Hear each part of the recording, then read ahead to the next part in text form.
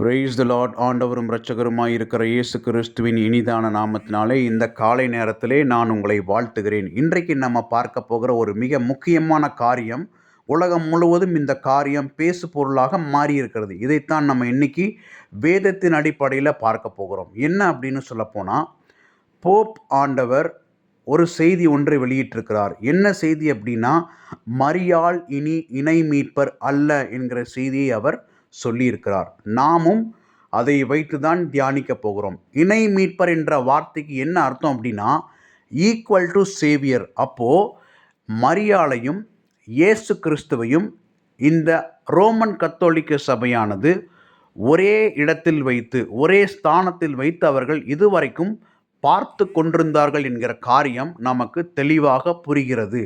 ஆனால் இனிமேல் அப்படி நடக்காது என்று கர்த்தருக்குள்ள நான் விசுவாசிக்கிறேன். இனி இதை வைத்து நம்ம வேதத்தினுடைய தியானத்தை ஸ்டார்ட் பண்ண போகிறோம். மரியாள் தெய்வம் அல்ல என்பதற்கு முதல் ஆதாரம் லூக்கா 1வது அதிகாரம் 34வது வசனம். அதற்கு மரியாள் தேவதூதனை நோக்கி, இது எப்படி ஆகும், புருஷனை அறியேனே என்றாள். நன்றாக இந்த வசனத்தை கவனிக்கணும். இந்த இடத்துல ஒரு கான்வர்சேஷன் போகுது. காப்ரியலுக்கும் மரியாளுக்கும் ஒரு கான்வர்சேஷன் போகுது. காப்ரியல் என்ன சொல்கிறார் அப்படின்னா, நீ கற்பவதியாகி ஒரு குமாரனை பெறுவாய், அவருக்கு இயேசு என்று பெயரிடுவாயாக அப்படின்னு சொல்கிறாரு. அதற்கு இந்த மரியாள் என்ன ரிப்ளை கொடுக்குறா பாருங்க. அதுதான் இந்த வசனம். அதற்கு மரியாள் தேவதூதனை நோக்கி, இது எப்படி ஆகும், புருஷனை அறியேனே என்றாள். நன்றாக கவனிச்சுக்கணும்.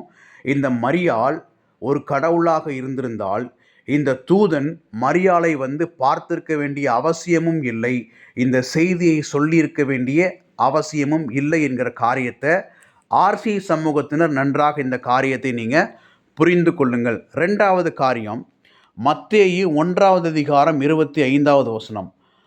என்னோடு வேதத்தை திருப்பிக் கொள்ளுங்கள். மத்தேயு 1வது அதிகாரம் 25வது வசனத்தில் ஒரு சம்பவமானது குறிப்பிடப்படுகிறது. நான் உங்களுக்காக அந்த வசனத்தை வாசிக்கிறேன். மரியாள் தன் முதல் பேரான குமாரனாகிய இயேசுவை பெருமளவும் யோசேப்பு அவளை அறியாதிருந்து அவளோடே சேராதிருந்து அவருக்கு இயேசு என்று பெயரிட்டான். இந்த வசனத்தின்படி ஆண்டவராகிய இயேசு கிறிஸ்து மரியாளுடைய வயிற்றிலே வளர்ந்து கொண்டிருந்து அவள் கற்பத்திலிருந்து ஏசப்பா பிறப்பது வரைக்கும் மரியாளும் யோசேப்பும் ஒருவரோடு ஒருவர் சேர்ந்து கொள்ளவில்லை அப்படின்ற இந்த வசனத்தின்படி பார்த்தோம் என்று சொன்னால், கண்டிப்பாக மரியாள் தெய்வமாக இருக்க முடியாது என்கிற காரியத்தை நீங்கள் புரிந்து கொள்ளுங்க. இன்னொரு சம்பவம் வருகிறது. யோவான் 2வது அதிகாரத்திலே ஒரு சம்பவம் வருகிறது. கானா ஊரினுடைய கல்யாணம். இந்த கல்யாணத்திலே மரியாளும் போயிருந்தால், இயேசுவும் அந்த கல்யாணத்துக்கு தன்னுடைய சீஷரோடு வந்திருந்தாள். இப்போ இந்த இடத்துல ஒரு சம்பவம் நடக்கிறது. என்ன நடக்கிறது அப்படின்னா, திராட்சரசம் குறைவுபட்டது. இப்போ மரியாள் கடவுளாக இருந்திருந்தால் இயேசுவினிடத்தில் இந்த திராட்சரசம் குறைவுபட்டது என்கிற காரியத்தை சொல்லாமலேயே இருந்திருக்கலாம். இந்த மரியாளே கச்சாடியை நிரப்ப சொல்லி, நீங்கள் எடுத்துக்கொண்டு போய் பந்தி விசாரிப்பு காரணத்தில் கொடுங்கள் என்று இந்த மரியாள் சொல்லியிருக்கலாம். ஏனென்று சொன்னால், தன்னிடத்திலே தெய்வத்திற்கான ஒரு மகிமையும் இல்லை என்பது ஒரு மனிதனுக்கு நன்றாக தெரியும், ஒரு மனுஷிக்கு நன்றாக தெரியும்.